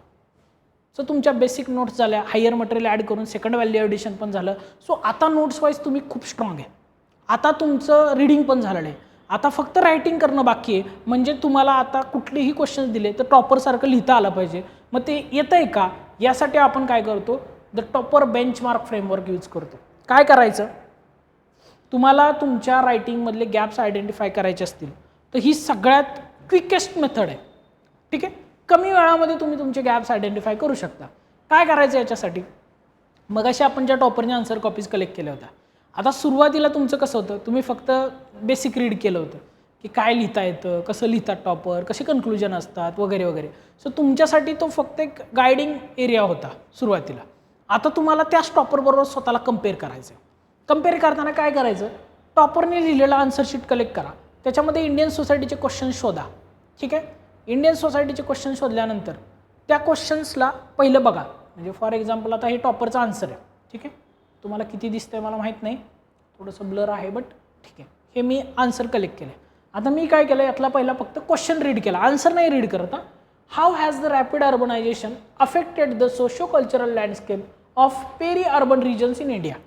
ठीक आहे, आता मी तुम्हाला सांगतो, हे आपण UPSCच्या PYQमध्ये पण बघितलं, ही एक स्ट्रॉंग थीम आहे अर्बनायझेशन, प्रत्येक वर्षी क्वेश्चन आहे.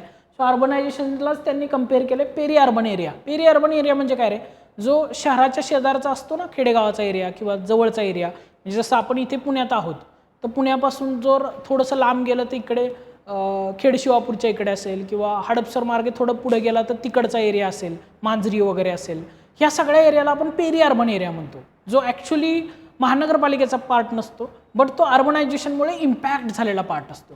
सो त्याच्यावर सोशो कल्चरल लँडस्केपचा काय इम्पॅक्ट झालेला आहे हे आपल्याला बघायचं आहे. आता काय करा, आता हे आन्सर नका रीड करू डायरेक्टली. ठीक आहे, साईडला एक पेज घेऊन बसा आणि त्या पेजवर तुम्हाला ह्या क्वेश्चनबद्दल काय लिहिता येऊ शकतं याचं फक्त स्ट्रक्चर मेकिंग करा. कंप्लीट आन्सर लिहित बसू नका. आता स्ट्रक्चर मेकिंग करायचं म्हणजे काय करायचं हे पण तुम्हाला सांगतो. एक मिनिट.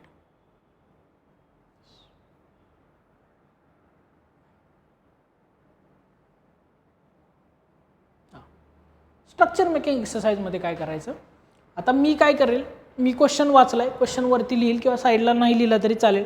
मी त्याचं इंट्रो काय लिहिलं असतं याची एक फक्त लाईन लिहिल, मी कंप्लीट स्टेटमेंट लिहिणार नाही.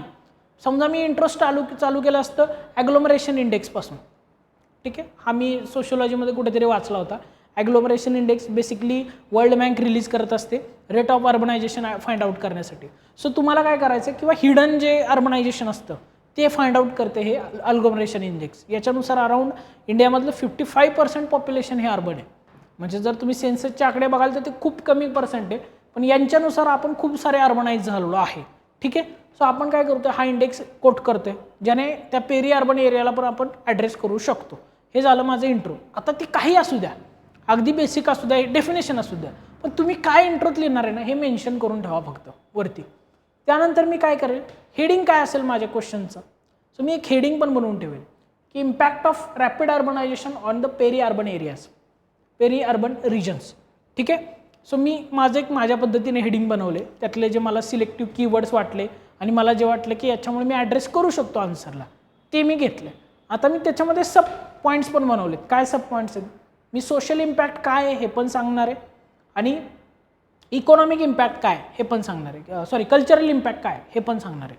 आता सोशल इम्पॅक्ट काय होतोय याचा, पहिला तुम्हाला काय दिसतो सोशल इम्पॅक्ट एज्युकेशनवर, कारण सोसायटीमधल्या इन्स्टिट्यूशन्स तुम्हाला डील करायचे आहेत ना. एज्युकेशनवर काय इम्पॅक्ट झाला आहे अर्बनायझेशनमुळे तो मी सांगेल. मला असं वाटतं की अर्बनायझेशनमुळे जे स्क्रीन जनरेशन होतं किंवा स्क्रीन मेथड्स होते टीचिंगच्या त्या पेरी अर्बन एरियामध्ये आल्या आहेत. कोचिंग हब्स आलेत पेरी अर्बन एरियामध्ये. म्हणजे फॉर एक्झाम्पल तुम्ही पुण्यामध्ये चाटे क्लासेस ऐकलं असेल, चाटे, तर चाटे क्लासेस तुम्हाला महाराष्ट्रातल्या खूप सारे पेरी अर्बन एरियाजमध्ये पण दिसतं, ठीक आहे. किंवा खूप सारे इन्स्टिट्यूशन्स आहेत, मला नाव आठवत नाहीत, पण मला सांगायचं असं आहे की एज्युकेशन कसं झालं. PW बघा, फिजिक्सवाला विद्यापीठ म्हणून आहे, ते 2-4 इन्स्टिट्यूशनचं खूप साऱ्या ठिकाणी हे झालेलं आहे, स्प्रेड झालेलं आहे. सो मी एज्युकेशन वाईज ते सांगेल. दुसरं असतं पॉवर्टी. एक तर पॉवर्टी कमी होत चालली अर्बनायझेशनचा इम्पॅक्ट वाढल्यामुळे, किंवा पॉवर्टी वाढत चालली. तुम्हाला जे सांगायचं आहे निगेटिव्ह असेल पॉझिटिव्ह असेल ते फक्त मी इथे इनलिस्ट करून ठेवेल की माझ्या डोक्यात आहे हे. मला पॉवर्टीबद्दल पण लिहायचं होतं किंवा एम्प्लॉयमेंटबद्दल मला लिहायचं होतं, मी एम्प्लॉयमेंट वाढली असं पण सांगेल, किंवा एखादी अनऑर्गनाइज एम्प्लॉयमेंट प्रोव्हाइड व्हायला लागलेत लोकांना हे पण मी सांगेल. मायग्रेशन पॅटर्न चेंज झाला, डेफिनेटली मायग्रेशन वाढले किंवा मायग्रेशन डेली बेसिसवर व्हायला लागले. अप अँड डाऊन करणारे लोक आहेत पुण्यावरून शेजारच्या गावाकडे जाणारे रोज डेली बेसिसवर, सो मी त्यांच्याबद्दल बोलेल. पुढे आहे सोशल इन्स्टिट्यूशन्स, जसं की कास्ट सिस्टीमचे जे रेस्ट्रिक्शन्स होते किंवा रिजिडिटी होती ती ब्रेक झाली. म्हणजे पहिलं जसे कास्ट बेस्ड टॅबूज किंवा सोशल स्टिग्मा फॉलो केला जात होता तो आता नाही फॉलो केला जाते. जेंडर बेस्ड रोल चेंज झालेले आहेत पेरी अर्बन एरियामधले. सो फिमेल सेंट्रिक जॉब्स पण अवेलेबल झालेले आहेत. सो ते पण मी एक सांगेल की मॉमी ट्रॅककडून आपण आता जनरलाइज फिमेल पिंक कॉलरायझेशनकडून पुढे कसं जातो आहे ह्या सगळ्या गोष्टींवर मी बोलेल. किंवा कन्झ्युमॅरिझमबद्दल बोलेल. डेफिनेटली अर्बनायझेशनचं पहिलं सगळ्यात मोठं साईन असतं ते कन्झ्युमॅरिझम, की तुम्हाला आता दिसतं की जसे वॉलमार्ट किंवा डीमार्ट सारखे होते अर्बन एरियामध्ये, तसे सेम मॉल किंवा सेम सुपर शॉपीज हे पेरी अर्बन एरियामध्ये पण ओपन झालेले आहेत. सो कन्झ्युमॅरिझम पण झालं आहे, FMCG गुड्सचा हे वाढलेला आहे, फ्लो वाढलेला आहे तिकडे, गेटॉयझेशन पण झालं आहे. निगेटिव्ह कन्सेप्ट पण सांगा, जे अर्बन एरियामध्ये अफोर्ड करू शकत नव्हते राहणं त्या सगळ्यांना आपण अर्बन एरियामधून बाहेर ढकलले आणि दुसऱ्या ठिकाणी पाठवले आणि तिथं ती लोक काय करतायत, वस्ती करून राहतायत एकाच ठिकाणी परवडते अशा स्वरूपामध्ये. सो स्लम पण झालेत तयार. ह्या सगळ्या गोष्टी मी बोलेल इथे, ठीक आहे. नंतर येईल कल्चरल इम्पॅक्ट. कल्चरल इम्पॅक्टमध्ये मी काय सांगेल, लँग्वेजवर कसा इम्पॅक्ट झाला आहे, फूडवर कसा झाला आहे, फेस्टिवल्सवर कसा झाला आहे, त्यांचे काही हे असतील फॅशन ट्रेंड्स असतील त्याच्यावर कसा झाला आहे, रिच्युअल्सवर कसा झाला आहे, या सगळ्या गोष्टींना मी हायलाईट करेल. आणि मला असं वाटतं की मी एवढं केल्यानंतर ठीक आहे आन्सर मला जमतं आहे. हे माझं स्वतःचं ओपिनियन होतं, ठीक आहे, रफ पेजवर बनवलेलं. याच्यासाठी 5 मिनिट्सपेक्षा जास्त टाईम नाही गेला पाहिजे.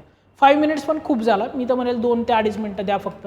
2 ते 2.5 मिनटामध्ये तुम्हाला जेवढं नोट्समधला कंटेंट आठवतो आहे इथे रिलेव्हंट असणारा तेवढा सगळा इथे खरडून टाका, ठीक आहे. आणि आता काय करा, आता जावा परत टॉपरच्या आन्सरकडं. आणि आता खूप पेशंटली, आता तुम्ही या आन्सरवर काम केलं आहे, तुम्ही आता लिहिलं आहे, आता खूप पेशंटली टॉपरचा आन्सर पण रीड करूया आपण. कारण तुम्हाला आहे ना कंपॅरिझनची स्किल किंवा कंपॅरिझन करायचं आहे टॉपरसोबत, ठीक आहे. आणि टॉपरसोबत केल्याशिवाय तुम्हाला कळणार नाही की तुमची डेप्थ किती आहे रायटिंगची. एक्सक्यूज मी, हां यस. सो टॉपरने काय केलं आहे पहिलं तुम्हाला दिसतंय का इथे, around 35% of India's population is urban.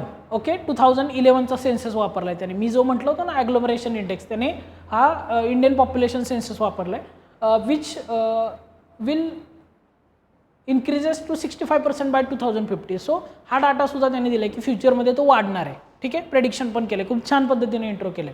So मला कळालं की इंट्रोडक्शन ओके होतं, आपण करू शकतो इंट्रोडक्शन. नंतर त्याने हेडिंग काय केलं, socio cultural landscape of peri urban regions mix impact. Okay, so त्याचे हेडिंगचं त्याने त्याच्या पद्धतीने बनवले. आपलं हेडिंग थोडं वेगळं होतं. आपण काय केलं होतं, सोशल आणि कल्चरलचे वेगवेगळे हेडिंग्स बनवले होते. याने मिक्स इम्पॅक्ट एकत्र घेऊन केलं. असंही चालतं बरं का, 10 मार्करला जनरली असं केलं चालतं. 15 मार्कर्सला असेल तर मला असं वाटतं की सोशो आणि कल्चरल वेगळं वेगळं करावं. 10 मार्करला असंही चालू शकतं. ठीक आहे, मग आपण काय बघतोय, त्याने काय काय केलं बघा. Villages in the peri urban part of cities, example Delhi outsides. आता याच्यामध्ये एक गोष्ट जाणवते बघा तुम्ही, त्यांनी दिल्लीचे एक्झाम्पल दिले, पेरी अर्बन विलेजेस कसे डेव्हलप होत आहेत ते सांगितले. हा एक पॉईंटचा पार्ट झाला. Exposure to the cosmopolitan values. ठीक आहे, हां आपण हे मगाशी बोललो होतं बघा की सोशल स्टिग्मास ब्रेक होत आहेत, इन्स्टिट्यूशन ब्रेक होत आहेत. सो त्यांनी खूप चांगला वर्ड वापरला आहे, कॉस्मोपॉलिटियन व्हॅल्यूज. सो तुम्हाला असं पण जाणवेल की अरे आपल्या वर्डिंगमध्ये त्यांच्या वर्डिंगमध्ये कसा वेगळा हे दिसतो, फ्लो दिसतो. नंतर दिसतंय राईज ऑफ अर्बन स्लम्स, हा आपण पण डिस्कस केला होता.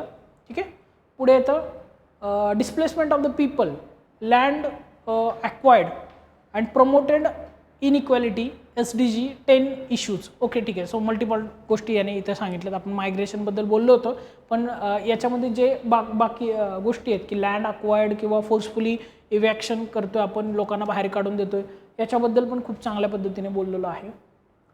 Changes in the occupation, yes occupation pattern change होणार आहे, ॲग्रिकल्चरकडून आपण सर्व्हिसकडे जाणार आहे. हा खूप छान पॉईंट त्याने घेतला आहे, कारण हा एक मेजर साईन असतो की तुम्ही अर्बन झाला आहे. आपल्याकडे नाही का म्हणत की 75% of Indian population, male population particular एरियाचं जर नॉन ॲग्रिकल्चर याच्यामध्ये इन्वॉल्व असेल तर आपण त्याला अर्बनायझेशनचं एक साईन म्हणतो. सो हे खूप चांगलं कोअर कन्सेप्टला धरून त्याने काढलं. हे आपल्याला सुचलं नव्हतं, हे ॲक्सेप्ट करा. माझं असं म्हणणं आहे की अशा सिच्युएशनमध्ये ओपन टू क्रिटिक्स राहा तर डेव्हलपमेंट होते. तुम्ही ॲक्सेप्ट करा की टॉपर कुठे चांगला आहे आणि त्याच्यामध्ये कुठं काय चांगलं आहे आपल्यापेक्षा. असं नका करू की आपण किती चांगले आहे टॉपरपेक्षा. ही जर उलटी एक्सरसाइज केली ना तर तुमच्या काहीच कामाची नाही. तुम्हाला हे त्याला ग्लोरिफाय करूनच बघणे, शेवटी तो टॉपर आहे एका लेवलनंतर. ठीक आहे, पुढे बघा. चेंज इन द कल्चर, विलेजचं कल्चर, क्लोथिंग पॅटर्न, हे आपण पण बोललो आहे, फूड वगैरे लाईफस्टाईल याच्याबद्दल बोललो आहे. प्रोग्रेस विदाऊट हार्डवर्क दस बॅकलॅश. ओके, जसं की मला वाटतं हे मुळशी पॅटर्न रिलेटेड असेल की तुम्ही लँड वगैरे सेल करताय आणि तुमची प्रोग्रेस होते बट विदाऊट तुमचं असं काय हार्डवर्क आहे वगैरे. ठीक आहे, economic empowerment but low social empowerment. Yes, use of criminals, issue of criminal. Okay, Delhi outer villages आहे असा इश्यू आहे, गुडगाव वगैरे आपण ऐकतो बऱ्याच ठिकाणी तिथे आहे तो इश्यू. दस ऑपरेशन ऑफ ऑर्गनाइज क्राईम्स वाढत आहेत. येस, हे पण एक चांगलं एक्झाम्पल दाखलं आहे बरं का त्याने. त्यानंतर 8वा पॉईंट आहे ॲग्रिकल्चरबद्दल पण बोलतो की शिफ्ट कसं झालं आहे ॲग्रिकल्चरमधलं. Market related society, generally truck farming नावाची कन्सेप्ट आहे बघा की अर्बन सिटीच्या डिमांडनुसार सेमी अर्बन किंवा पेरी अर्बन एरियामध्ये फार्मिंग केलं जातं आणि त्यांच्या गरजा पुरवण्यासाठी तिथे सेल पण केल्या जातात वस्तू. तर याच्याबद्दल ते बोलतं आहे. उबरायझेशन फॉर वुमन, ठीक आहे, हे पण चांगला पॉईंट आहे. प्लॅटफॉर्म वर्कर्स कसे काम करतात. कास्ट सेग्रिगेशनबद्दल बोलतं आहे. ओके, इंडियन कल्चर किंवा इंडिजनाइज कल्चर जे आहे त्याच्यावर पण कसा इम्पॅक्ट होतो आहे, कारण असं पण होणार आहे की बऱ्याचशा कल्चरल व्हॅल्यूज ह्या वाईप आउट होणार आहेत. ठीक आहे, आयडेंटिटी इश्यूज होणार आहेत, त्याबद्दल पण खूप चांगलं आहे. ओव्हरऑल पॉझिटिव्ह आणि ओव्हरऑल निगेटिव्ह पण सांगितले त्याने, खूप चांगल्या पद्धतीने कव्हर केलं आहे. कन्क्लुजनमध्ये पण त्यांनी अर्बनायझेशन शुड बी, आपण कन्क्लुजन लिहिलं नव्हतं त्याने लिहिलं आहे बघा, urbanization should be substantiable, inclusive and one which takes everyone along. Okay, SDG 11 याचं ते एम आहे, हे पण त्याने सांगितले. खूप चांगल्या पद्धतीने आन्सर कव्हर केले. सो आपल्याला आता लॅकोनाज आयडेंटिफाय करायला मिळत आहे आपल्या आन्सरमध्ये आणि टॉपरच्या आन्सरमध्ये काय चुकते. हे तुम्ही पहिल्या क्वेश्चनला केल्यानंतर खूप गॅप मोठा दिसेल. ठीक आहे, मला माहिती आहे, कारण तुमचा आन्सर अगदी नवीन आहे, तुमच्यापैकी काही जण तर अगदीच नवीन असतील. सो पहिल्या आन्सरमध्ये हा गॅप खूप मोठा असतो, दुसऱ्यामध्ये पण मोठा असतो, तिसरा चौथा. आपण अराउंड 24 ते 32 क्वेश्चन्स बघणार आहे. ज्यावेळेस तुम्ही ह्या क्वेश्चन्स 20, 22, 21, 23, 24कडे जाता त्यावेळेस तुम्हाला रिअलाईज होतं की हा गॅप कमी कमी होत चालला आहे तर लेवल ऑफ थॉट प्रोसेस. ठीक आहे. सो तुम्ही थॉट प्रोसेस वाईज सेम आहात टॉपरनुसार. एका लेवलनंतर तुम्हाला ते ज्यावेळेस येईल त्यालाच आपण एक सुंदर शब्दामध्ये वर्णन करतो किंवा त्याला जे आपण म्हणतो जे तुम्हाला through out the process gain करायचं आहे त्यालाच आपण म्हणतो रायटिंग स्किल. हे यायला वेळ लागतं आणि ही प्रोसेस ॲनालिटिकल आहे. ही मी तुम्हाला सांगू का तुम्ही वर्षभर लिहिलं तरी जमणार नाही. रायटिंग स्किल यायचं असेल ना तर तुम्ही ॲनालिटिकली तुमच्या आन्सरकडे बघावं लागेल की काय नक्की चुकतंय, काय नक्की फॉल्ट्स होत आहेत. आणि ते कसं होतं ते या एक्सरसाइजमुळे होतं. आपण जे आत्ता केला टॉपरची कॉपी आपली कॉपी, टॉपरचा आन्सर आपला आन्सर, ह्या गोष्टी कम्पेअर करून करून करूनच सुधारतात. आपल्याला ॲनालाइज व्हायला लागतं आपल्या चुका काय. सो ही खूप टाईम कन्झ्युमिंग प्रोसेस आहे. ही खूप मी म्हणेल तर म्हातारं करणारी प्रोसेस आहे. तुम्ही ही प्रोसेस केल्यानंतर इतके ड्रेन व्हाल की दुसरं काही करू वाटणार नाही. पण ह्या प्रोसेसनंतर इतकं इनरिच व्हाल की परत टॉपर कॉपी बघायची गरज लागणार नाही. समजून घ्या प्रोसेसला. एकदा इन्व्हेस्टमेंट करा, वन टाईम इन्व्हेस्टमेंट आहे, पण तुमची ग्रोथ इतक्या लेवलची होईल की परत तुम्हाला ह्या गोष्टी बघाव्या लागणार नाहीत. ठीक आहे. आणि जो स्टुडंट आजपासून सगळ्या सब्जेक्टला GS 1 2 3 4 असेल सगळ्या सब्जेक्टसाठी सेम एक्सरसाइज करेल त्याच्यावर मी तुम्हाला लिहून देतो की त्याचा स्कोर कुठल्याही सब्जेक्टमध्ये कमी राहणार नाही. ओके. अंटिल अँड अनलेस त्याने तिथे जाऊन काही घाण केली नाही तर. ठीक आहे. सो तुमच्याकडे नोट्स झाल्या, तुमचे टॉपर कॉपीज ॲनालाइज झाले, तुमचे PYQ ॲनालाइज झाले, तुमचा सिलेबस डिकोड करून झाला. आता तुम्हाला एका गोष्टीला फेस करायचं आहे ते म्हणजे टेस्ट. म्हणजे तुमची जी सगळ्यात शेवटची स्टेज असेल याच्यामध्ये ती म्हणजे इथे येऊन द्यायच्या त्या संडेच्या टेस्ट. आता एक मिनिट. हां येस, स्टेप 5 आहे तुमची टेस्ट. टेस्टमधून काय होईल, इंडियन सोसायटी तुम्ही आठवडाभर केला, आता तुम्हाला इंडियन सोसायटी किती जमतोय हे पण आम्हाला बघायचं आहे ना. सो टेस्टला या, बसा. तुम्ही टॉपरच्या माइंडसेटला कॅच केलं आहे किंवा तुम्ही टॉपर्सला एक थॉट प्रोसेस करायला लागला आहे, पण ती रेफ्लिकेट करता येते का तुम्हाला? तुम्हाला स्वतःच्या आन्सरमध्ये टॉपरसारखं दिसता येते का? कारण क्वालिटीचे जनरली फेजेस असतात. पहिल्या फेजमध्ये आपल्याला माहितीच नसतं क्वालिटी म्हणजे काय असतं, क्वालिटी आन्सर म्हणजे काय असतं. दुसऱ्या फेजमध्ये आपल्याला कळतं अरे वा क्वालिटी आन्सर आहे, मला माहिती आहे क्वालिटी आन्सर म्हणजे कसं असतं. कारण आपण टॉपरच्या कॉपीज इतक्या वेळा बघतो की आपल्याला कोणाचं आन्सर चांगलं आहे आणि कोणाचं आन्सर वाईट आहे हे कळायला लागतं. याला म्हणतात क्वालिटी रिकॉग्निशन, की तुम्हाला क्वालिटी कळायला लागते कशी आहे. पण सगळ्यात अवघड असतं क्वालिटी एक्झिक्यूट करणं किंवा क्वालिटी शो करणं तुमच्या आन्सरमध्ये. आणि या प्रोसेसला मी तुम्हाला सांगतो खूप दिवस लागतात. पण जर तुम्ही ॲनालिटिकली प्रोसेसला फॉलो कराल, प्रत्येक वेळेस तुमच्या कॉपीला क्रिटिसाइज करून बघाल, डेव्हलपमेंटचे चान्सेस शोधाल, फक्त पेपर कम्प्लिशन हा एकमेव टास्क ठेवू नका डोक्यामध्ये. नवीन मुलांचं असं असतं की समजा एखादा 15 क्वेश्चन लिहितोय, तो ऑन अन ॲव्हरेज त्याला 80-85 मार्क्स मिळतात. आणि एखादा 120 क्वेश्चन्स लिहितोय त्या पेपरला येऊन, सो त्याला 100 मार्क्स मिळतात. तर ॲक्च्युली त्याला मार्क्स कमी मिळतात कारण तू 5 क्वेश्चन एक्स्ट्रा लिहून सुद्धा फक्त 15च मार्क गेन करू शकलास. म्हणजे तुला प्रत्येक क्वेश्चनमध्ये किती 3 मार्क मिळाले. सो तुझी ही ग्रोथ नाही आहे ॲक्च्युली. ते टॅली करताना तुम्हाला दिसून येतं की तुमच्यापैकी कोणाच्या तरी मित्राची टेस्ट सिरीजला मार्क्स जास्त येत आहेत, कोणाला कमी येत आहेत. पण हे समजून घ्या की क्वेश्चन वाईज तुम्ही किती मार्क्स गेन करताय, क्वेश्चन वाईज किती इम्प्रेस करताय, डिमांड किती हिट करताय. सो ही प्रोसेस खूप वेळ घेते डेव्हलपमेंट करायला. ठीक आहे. आता जी टेस्ट तुम्ही देणार आहे त्याच्यातून तुम्हाला कळणार आहे एरिया ऑफ इम्प्रूव्हमेंट काय. पण तो कोणी सांगायचा आहे, तो तुम्ही नाही सांगायचा किंवा तुम्ही स्वतःला ॲनालाइज नाही करायचं. तुम्ही करून झाला आता ॲनालिसिस, सेल्फ ॲनालिसिस. आता तुमच्या इव्हॅल्युएटर किंवा मेंटरची ही जबाबदारी आहे की तो तुम्हाला एरिया ऑफ इम्प्रूव्हमेंट हायलाईट करून देईल. भले तुमचा आन्सर हे टॉपर लाईक असेल किंवा एक्झॅक्ट टॉपरसारखं असेल तरीसुद्धा एरिया ऑफ इम्प्रूव्हमेंट असतो. तो तुमचा मेंटर तुम्हाला हायलाईट करून सांगेल की इथे हे चुकतं, इथे डायग्राम यायला पाहिजे, इथे एक्झाम्पल यायला पाहिजे किंवा इथे स्पेसिफिक काहीतरी दुसरं यूज करू शकतोस, कन्क्लुजन खूप शालो होत आहेत. हे सगळं सांगायचं काम मेंटरचं. हे मेंटरवर सोडून द्या तुम्ही. आणि मग तुम्हाला त्या गोष्टी कळतील की सेकंड थर्ड व्हॅल्युएशन तुम्हाला कशात करायची. तर एरिया ऑफ इम्प्रूव्हमेंट जो सांगितला आहे त्या रिलेटेडच स्पेसिफिक तुम्हाला व्हॅल्युएशन करायची आहे.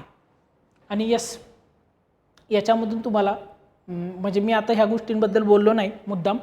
डायरेक्टिव्ज नावाची एक गोष्ट आहे, तुम्हाला माहिती असेल की जे क्वेश्चनमध्ये टेल वर्ड्स असतात किंवा कीवर्ड्स असतात की ज्याच्यानुसार आन्सरचं पॅटर्न चेंज होतो, त्याच्यावर पण आपण बोललो असतो. पण मला असं वाटतं की ते बाय इव्हॅल्युएशन वगैरे तुम्हाला खूप क्लॅरिफाय होतील गोष्टी. की इम्पॅक्ट असेल तर इम्पॅक्ट प्रत्येक वेळेस पॉझिटिव्हच असतं असं नाही. इम्पॅक्ट हा पॉझिटिव्ह प्लस निगेटिव्ह असू शकतो. सो किंवा क्रिटिकली एक्झामाइन असेल तर कसं आन्सर डील करायचं, इन लिस्ट असेल तर कसं करायचं, हायलाईट असेल तर कसं करायचं, किंवा डिस्कस असेल तर कसं करायचं. ह्या प्रत्येक कीवर्ड्सला एक मिनिंग आहे स्पेसिफिक. सो ह्या मिनिंग्सलाच तुम्हाला नंतर बाय द टाईम जसं जसं तुम्ही ग्रो कराल या आन्सर्समध्ये तसं तुम्हाला रिअलाईज व्हायला लागेल. ठीक आहे. So understanding, writing skill, content ह्या गोष्टी डेव्हलप होत राहतात. पण एक गोष्ट आहे सेल्फ ॲनालिसिस, ती आत्ता करून घ्या. सेल्फ नोट्स ह्या आत्ता बनवून घ्या. नंतर त्याला काहीही ठेवू नका. तुमच्यापैकी खूप जणांनी समजा इंडियन सोसायटी वेळ कमी मिळाला आहे म्हणून डायरेक्ट नोट्स वाचल्या आणि तसाच येऊन पेपरला बसला. पेपर कंप्लीट होईल, माझं म्हणणं काहीच नाही आहे. पण क्वालिटी इम्प्रूव्हमेंटसाठी मग परत तुम्हाला कुठेतरी तुमचे पेपर जवळ आलेले असताना ऑगस्टमध्ये परत एकदा काम करावं लागेल आणि हे शक्य नाही. ही वन टाईम इन्व्हेस्टमेंट आत्ताच होते तर आत्ताच करा. खूप चांगल्या पद्धतीने पेपर द्या. बाकी मी आहे तुम्हाला गाईड करायला. तुम्हाला वाटलं कधी मला बोलायचं किंवा काही क्युरीज असतील स्पेसिफिक तर मला शेअर करू शकता. तुमचे आन्सर्स दाखवू शकता. आन्सर्स तसे इव्हॅल्युएट करून तुम्हाला भेटूनच जातील तुमच्या मेंटरकडून. पण स्टील तुम्हाला असं वाटलं की काही सजेशन्स हवेत तर नक्की विचारा. बाकी तुमच्या वेळेने तुमच्या सगळ्या गोष्टी करा. ज्यावेळेस माझी गरज लागेल मला कॉल किंवा मेसेज करू शकता. ठीक आहे. चलो आपण इथे थांबूया.